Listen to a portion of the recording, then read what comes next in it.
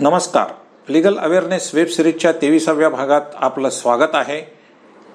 आणि ज्या दर्शकांनी अजूनही हा चॅनेल सबस्क्राईब केला नाही त्यांना विनंती आहे की त्यांनी हा चॅनेल सबस्क्राईब करावा, बेल आयकन दाबावा आणि कॉमेंट बॉक्समध्ये आपली बहुमोल कॉमेंटही लिहावी.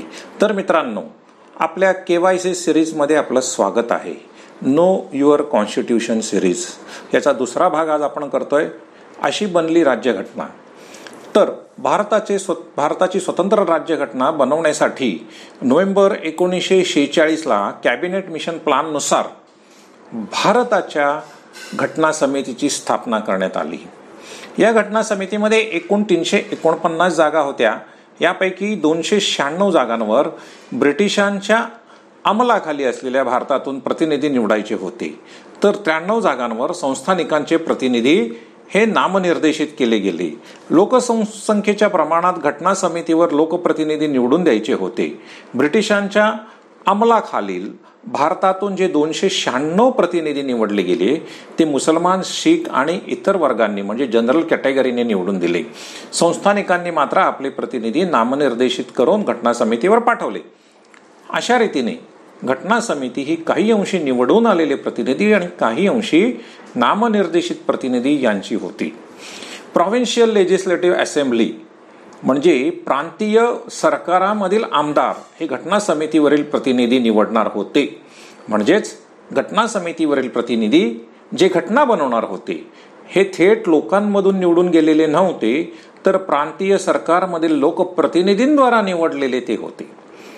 296 जागांच्यासाठी जुलै-ऑगस्ट 1946 मध्ये निवडणूक झाली आणि या निवडणुकीमध्ये काँग्रेसला 208 जागा संविधान सभेत मिळाल्या, तर मुस्लिम लीगला 73 जागा मिळाल्या आणि इतर आणि अपक्षांना 15 जागा मिळाल्या. घटना समितीमध्ये निवडून आलेल्या प्रतिनिधींमध्ये हिंदू, मुस्लिम, शीख, Parsi, Anglo Indian, Christian, schedule caste आणि शेड्यूल ट्राईब तसेच महिला यांचाही समावेश होता. समावेश नव्हता तो बॅरिस्टर जिना आणि महात्मा गांधी यांचा. 9 डिसेंबर 1946 रोजी घटना समितीची पहिली बैठक झाली. या बैठकीवर मुस्लिम लीगने बहिष्कार टाकला. आता घटना समितीमध्ये फक्त 211 उमेदवार म्हणजे प्रतिनिधी राहिले होते. डॉक्टर राजेंद्र प्रसाद यांची घटना समितीचे अध्यक्ष म्हणून निवड झाली, तर घटना समितीचे ॲडवायझर म्हणून सर BN राव यांची निवड करण्यात आली. 13 डिसेंबर 1946ला पंडित जवाहरलाल नेहरू यांनी घटनेच्या उद्देशाचा ठराव घटना समितीत मांडला. हा ठराव आणि ह्या ठरावाचा उद्देश म्हणजे भारतीय राज्यघटनेची मूलभूत उद्दिष्टे आणि भारतीय राज्यघटनेचे मूलभूत तत्वज्ञानच होते. भारत हा सार्वभौम व गणतंत्र देश म्हणून जाहीर करून या भारताच्या राज्यकारभाराची दिशा ठरवण्यासाठी राज्यघटना तयार करण्यासाठी आता घटना समिती सज्ज झाली होती. या राज्यघटनेनुसार केंद्र राज्य यांच्यामधील संबंध ठरणार होते. नागरिकांना कोणते अधिकार असतील हेही आता या घटनेने ठरवलं जाणार होतं. सामाजिक आर्थिक न्याय, दर्जाची व संधीची समानता, विचार, अभिव्यक्ती, विश्वास, श्रद्धा यांचे स्वातंत्र्य आता ही घटना नागरिकांना देणार होती. अल्पसंख्याक आणि मागासवर्गीयांच्या प्रगतीसाठी काही विशेष उपाययोजनाही घटनेद्वारे करायचं ठरलं. जगामध्ये भारताला मानाचे स्थान मिळवण्यासाठी आणि जागतिक शांतता आणि कल्याणासाठी काम करण्यासाठी आपली स्वतंत्र राज्यघटना बनवण्यास आता ही समिती तयार झाली होती. 1947च्या इंडिपेंडन्स ऑफ इंडिया ॲक्टमुळे ही घटना समिती आता सार्वभौमही झाली. घटना समितीकडे घटना बनवण्याचं काम तर होतंच, परंतु या कायद्याने याच घटना समितीला कायदेमंडळ म्हणूनही घोषित करण्यात आलं आणि स्वतंत्र भारतासाठी कायदे बनवण्याचं काम याच समितीने सुरू केलं. अशा रीतीने घटना समिती लेजिस्लेटिव्ह असेंब्ली म्हणजे कायदेमंडळ म्हणूनही काम करणार होती. घटना समितीचे अध्यक्ष डॉक्टर राजेंद्र प्रसाद होते, तर जेव्हा हीच घटना समिती कायदेमंडळ म्हणजे पार्लमेंट म्हणून काम करणार होती तेव्हा त्याचे अध्यक्षपद GV माळवणकर यांना देण्यात आले. लोकसभेच्या पहिल्या निवडणुका होईपर्यंत घटना समितीने लोकसभा म्हणूनच म्हणजेच कायदेमंडळ म्हणूनच हे काम केले. घटना समितीने 22 जुलै 1947ला देशाच्या राष्ट्रीय ध्वजाची निश्चिती केली, तर 24 जानेवारी 1950ला देशाचे राष्ट्रगीत नक्की केलं. डॉक्टर राजेंद्र प्रसाद हे भारताचे पहिले राष्ट्रपती म्हणून जानेवारी 24, 1950 रोजी निवडले गेले. घटना समितीचे एकूण 11 अधिवेशनं झाली. घटना समितीने 2 वर्ष 11 महिने आणि 18 दिवस काम केलं. घटनाकारांनी एकूण 60 देशाच्या घटना तपासल्या आणि घटनेचा मसुदा एकूण 141 दिवसात तयार करण्यात आला. ही घटना बनवण्यासाठी एकूण खर्च 64 लाख रुपये झाला. राज्यघटनेप्रमाणे विविध विषयांवर वेगवेगळ्या समित्या बनवल्या गेल्या. यातील काही मेजर म्हणजे महत्वाच्या समित्या होत्या, तर इतर मायनर कमिटी म्हणजे कमी महत्वाच्या समित्या होत्या. सगळ्यात महत्वाचं म्हणजे घटनेची मसुदा समिती म्हणजे ड्राफ्टिंग कमिटी ज्याला म्हटलं जातं, त्याचं अध्यक्षपद डॉक्टर आंबेडकरांच्याकडे एकमुखाने देण्यात आलं. या समितीमध्ये गोपालस्वामी अय्यंगार, अलादी कृष्णस्वामी अय्यर, डॉक्टर के.एम. मुन्शी, मोहम्मद सदुल्लाह, माधवराव आणि टी. कृष्णामाचारी यांचा समावेश होता.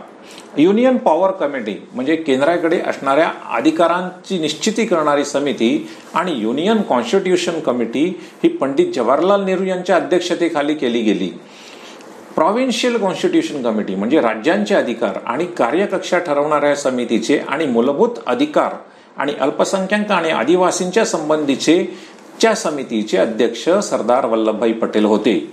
याशिवाय इतर अनेक विषयांवर काही मायनर म्हणजे कमी महत्वाच्या समित्या बनवल्या गेल्या आणि ते विषय जी.व्ही. मावळणकर, के.एम. मुन्शी, डॉक्टर राजेंद्र प्रसाद, अलादी कृष्णस्वामी अय्यर यांच्या मध्ये वाटले गेले. या समित्या म्हणजे finance, language, order of business, functions of assembly अशा अनेक विषयांवरच्या होत्या. अर्थात या सर्वात ड्राफ्टिंग कमिटी महत्वाची होती. ड्राफ्टिंग कमिटी 29 ऑगस्ट 1947 रोजी गठीत केली गेली. घटना बनवण्याचं मुख्य काम या समितीकडे होतं. इतर समित्यांनी दिलेल्या सूचनांचा विचार करून ड्राफ्टिंग कमिटीने फेब्रुवारी 1948 मध्ये घटनेचा पहिला मसुदा संविधान सभेत सादर केला. या मसुद्यावर साधक बाधक विचार करून ऑक्टोबर 1948 मध्ये दुसरा मसुदा ड्राफ्टिंग कमिटीने संविधान सभेत मांडला. मसुदा समितीने म्हणजे ड्राफ्टिंग कमिटीने 6 महिन्यापेक्षा कमी वेळामध्ये घटनेचा फायनल मसुदा म्हणजे नक्कीकरण केला. त्यासाठी ड्राफ्टिंग कमिटीने 141 दिवस एकत्र बसून काम केलं.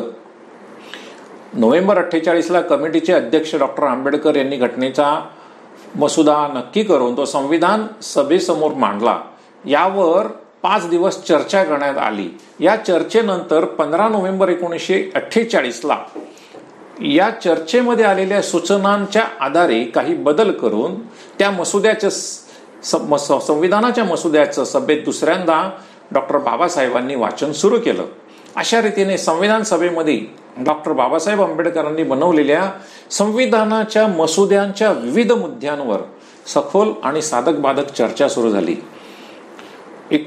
ऑक्टोबर 1949 पर्यंत संविधानावरील या चर्चेमध्ये 7,553 बदल सुचवले गेले. त्यापैकी 2,473 बदल हे संविधान सभेने चर्चेसाठी घेतले आणि बाकीचे बदल चर्चेसाठी दखलपात्र ठरले नाहीत. संविधान सभेत घेतलेल्या निर्णयावरून बाबासाहेब आंबेडकरांनी पुन्हा एकदा मसुद्यांमध्ये काही बदल केले आणि 14 नोव्हेंबर 1949 रोजी संविधान सभेत घटनेच्या मसुद्याचे तिसऱ्यांदा आणि शेवटचे वाचन सुरू केले. संविधान सभेमध्ये संविधानाचा हा मसुदा संमत व्हावा असाही ठराव बाबासाहेबांनी संविधान सभेत मांडला. तो ठराव 26 नोव्हेंबर 1949 रोजी संमत होऊन ते संविधान देशाप्रत अर्पण करण्यात आले.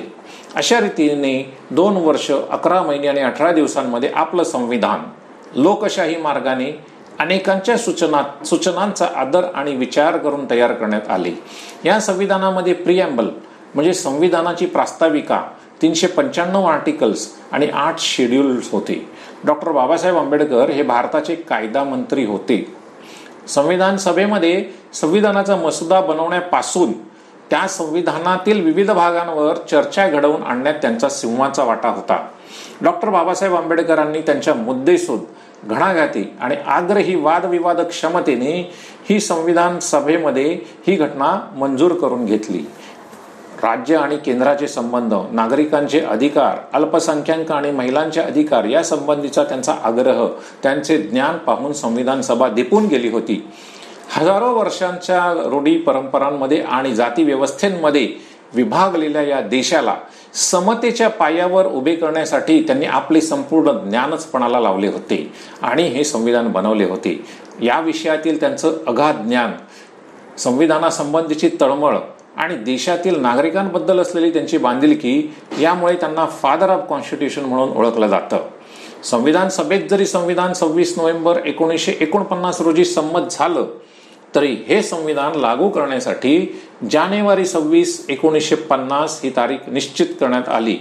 कारण याच तारखेला 1930 साली लाहोर येथील काँग्रेसच्या अधिवेशनामध्ये पूर्ण स्वराज्याची घोषणा करण्यात आली होती. तर मित्रांनो, अशा रीतीने आपलं संविधान 26 नोव्हेंबर 1949 रोजी संविधान सभेने संमत करून स्वतः प्रत अर्पण केलं होतं. याची ही झाली थोडक्यात माहिती. मला आशा आहे की आजचा हा भाग तुम्हाला आवडला असेल तर हा चॅनल सबस्क्राईब करायला विसरू नका. बेल आयकनही दाबा आणि कॉमेंट बॉक्समध्येही आपली कॉमेंट लिहा. लक्षात ठेवा, कोरोनाचा प्रादुर्भाव अजूनही चालू आहे. Stay home, stay safe.